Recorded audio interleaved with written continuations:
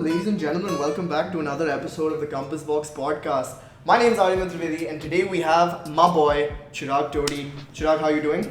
I'm doing great. Chirag has now recently released his debut single called Desire, available now on all platforms. Part of your upcoming EP called Panodrama. Yep. Correct? How are you feeling about this release right now?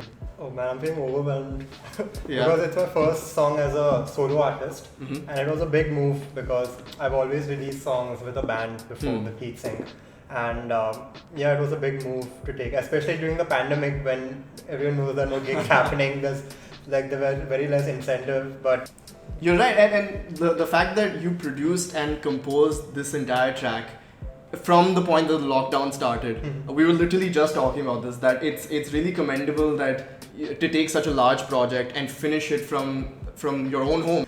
So I think the first question I really want to talk about is that you've collaborated with people like Pushkar Srivatsal from Second Sight, Tanya Nambiar, Abhay Sharma from the Revisit project, and so many others. What was that like? What was it like to reach out to talented indie musicians that you've been aware of and contact them and be like, hey, I'm working on this project, would you be interested in working? Firstly, I wasn't expecting any of this. So initially I wanted to do something. I wanted to make music, but it was difficult, like for a band especially, to meet and that was not possible during the lockdown. So I started off doing these Instagram collabs, these snippets. I started sending my sketches to all the musicians I knew, whether in Ahmedabad or outside Ahmedabad. All the musicians I knew, I just started sending and basically broadcasting my sketches to all the musicians, and whoever replied, I got them on board and started collabing with them and putting on Instagram. But then some of them started turning out really well, and the people who I got on board were really cool, like as you mentioned, Abhay and Pushkar and all.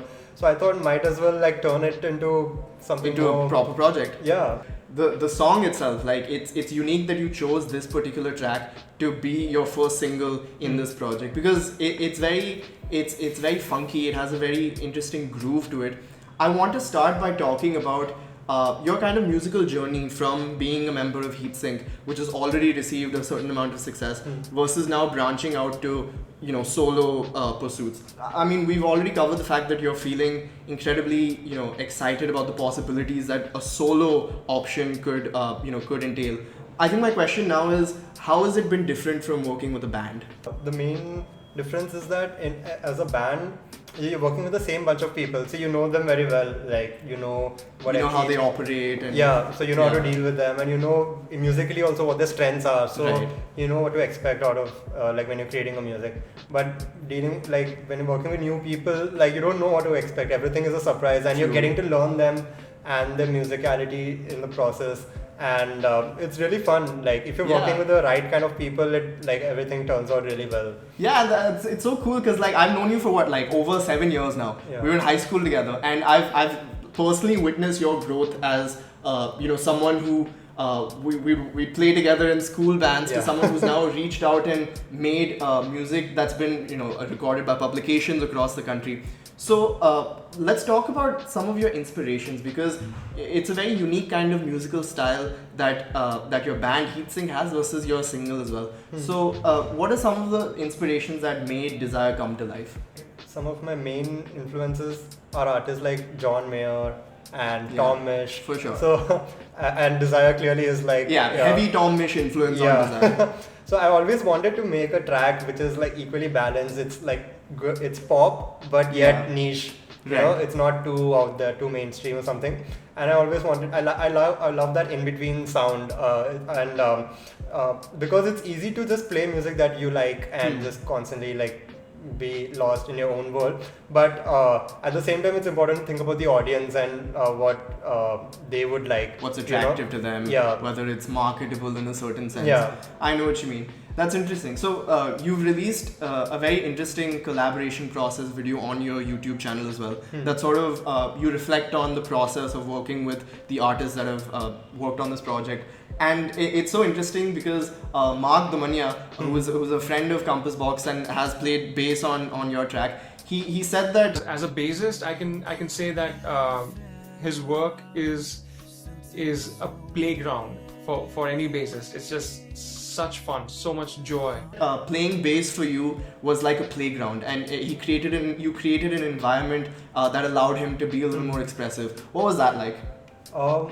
Yeah, I've played with Mark since I started playing guitar. I think because I remember I used to go play with Purple Flower every weekend, and I know him since then. And can you give a little info to the viewers at home who might not know the legend that Purple Flower holds in Ahmedabad? So Purple Flower is a band which is like more than 40 years old, and they've been playing consistently like every week, like thrice a week since 40 years. Mark was part of the band for a really long time, and so he's always been really cool to hang out with and like to jam with, and he's always said yes to everything. Like if I ask if I want a track and I want him to play bass, like he always says yes, and he's very dedicated. Like he'll send the track immediately on that day itself, you know. Yeah, that's a good point, and I kind of want to touch upon that briefly because, like we mentioned earlier, this was all done with all of the members, at their own respective homes and collaborating via Zoom calls and stuff like that.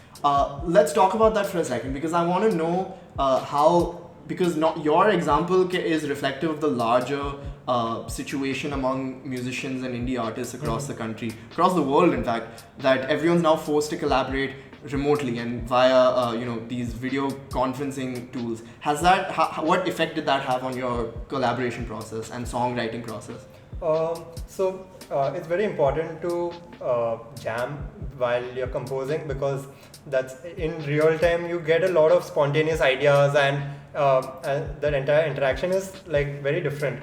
But online you're restricted. Like you can like record one part, send it to someone, they'll share their part. So there are a lot of restrictions. You cannot keep going back and forth with so many small changes, right? So because then that'll take forever, right? Yeah. So in this situation you need to be clear with exactly what you want and who you want to play. Right. So it's important to like communicate the right thing very well, and send the right part and everything for reference, so that there's no confusion. Otherwise it gets really frustrating, like uploading a file, downloading, and waiting for someone to reply. Yeah, waiting for someone to reply. It's like gets really frustrated otherwise. From what you said, I noticed that even Abhay, who played the saxophone for your release, even he mentioned in that video that Chirag has a very dedicated and a very organized approach to this process. Do you think what importance would you give to that kind of mindset? Because like you said, it can be really frustrating for someone who may not be comfortable with this kind of environment. If some people are used to being in the physical presence of other artists, then you can riff off back and forth off people. You can bounce ideas in the moment. Versus when you're 100 miles away from each other, you're forced to stick to certain dedicated criteria. So how has that affected your approach to being a musician? It is. I learned like through this process that like I learned how to be clear with what I want through this process, right? Because there have been like couple of projects which are like still stuck, and now it's just like on hold, because initially I wanted to explore the idea with the musicians, right? But since it's online, it's difficult to do that. You need to always consider what other people are like going through and how much time it would take for them to be part of it. So from what the general theme of Desire, as even you've mentioned in the past, is that it's your personal reflection on breaking out of your shell. Even the lyrics, there's a line where you say desire holds you by the collar, and I found that really interesting, because it kind of reflects a change in how you, is what I'm interpreting, you as a musician are now forced to come face to face with certain things that you couldn't escape from in the past. Can you talk a little bit about what this song personally means to you? So the lyrics Pushkar himself wrote it, but like I sent him the theme that I wanted. I shared the story, what I'm going, like first personally I was going through a transition in life when I was like overcoming suppressing thoughts, like I was like being more expressive with sharing my opinions, and that's the time when the lockdown started, and I wanted to express this through a song, and also prove that like if you have a desire to do something, it doesn't matter, like even if the pandemic is going on, nothing can stop you from getting it done. Yeah, exactly, and that's what the lyrics clearly that's mean. True. Yeah, that's cool. So did you use this sort of release as an outlet to express these thoughts that you've had for a while?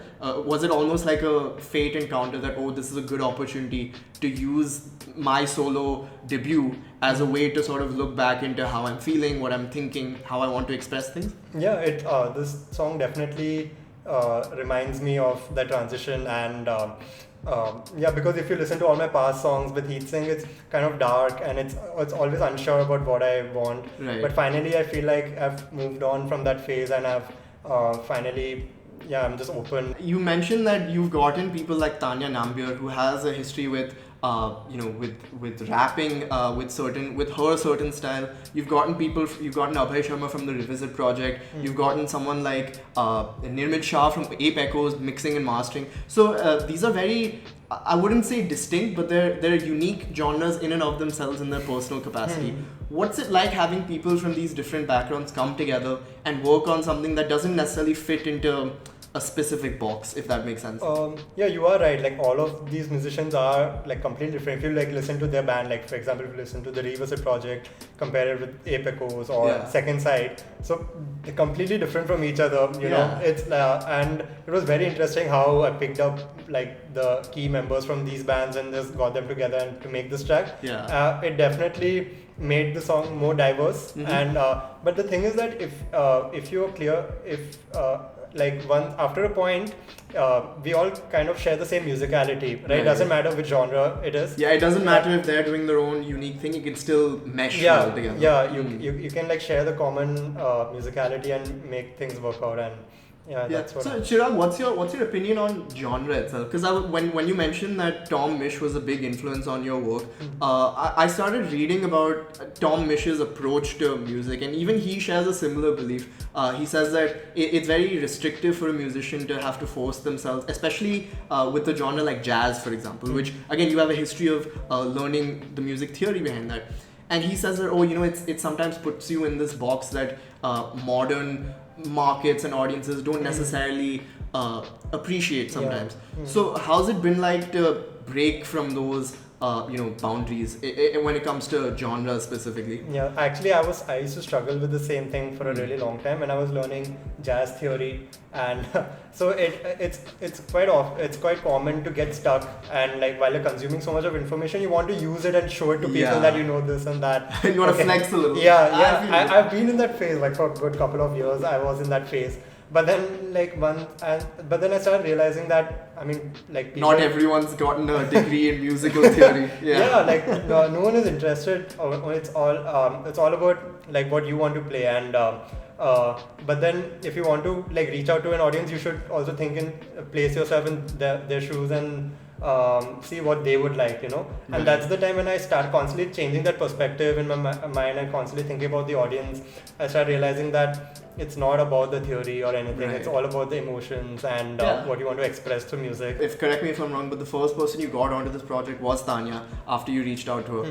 Why did you want a rap and let alone a female vocalist to fit into the song Desire? What was your thought process when you approached her?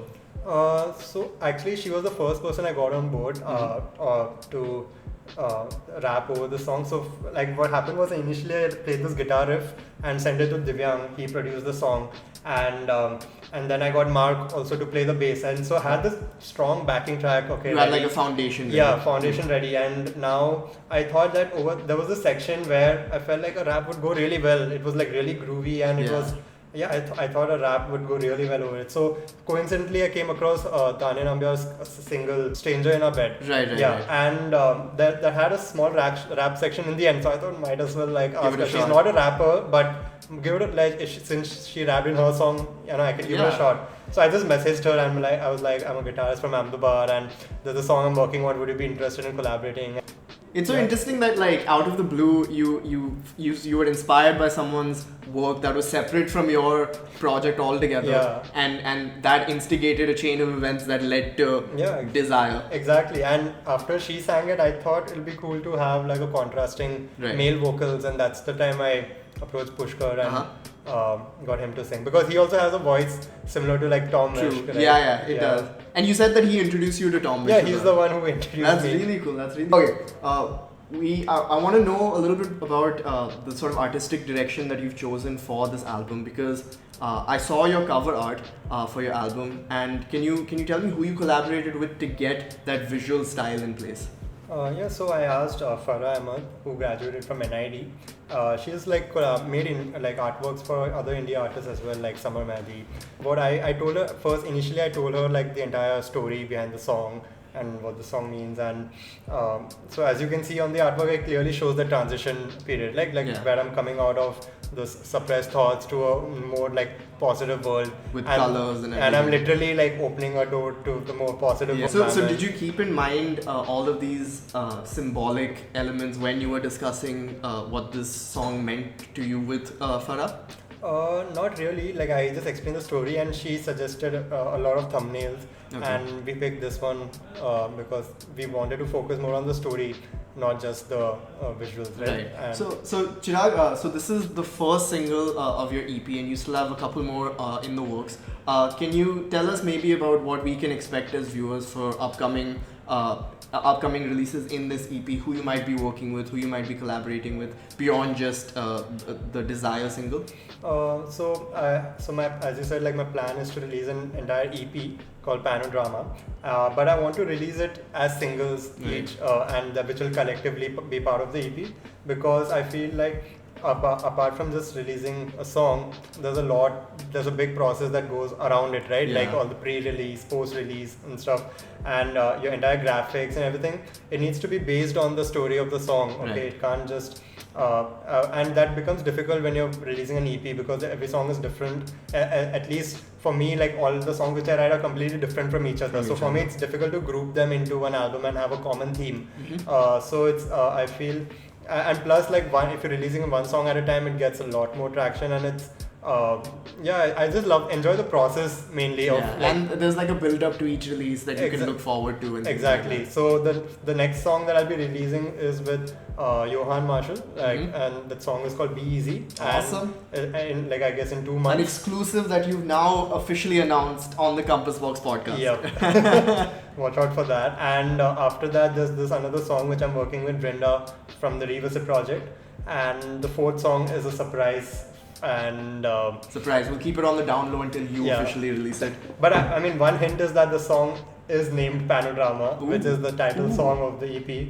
And people are now aggressively making notes to keep track of what's it gonna look like. Awesome. So I think my last question to you is, we've spoken a lot about the process of collaboration, the process of forcibly having to do it in lockdown, and I'm sure you're not the only one who's had to endure this process of remote collaboration. What do you think the future of the industry specifically is going to look like once, and fingers crossed, if we manage to go back to when things were normal? Do you think people will change their approach to songwriting and music itself? Yeah, definitely.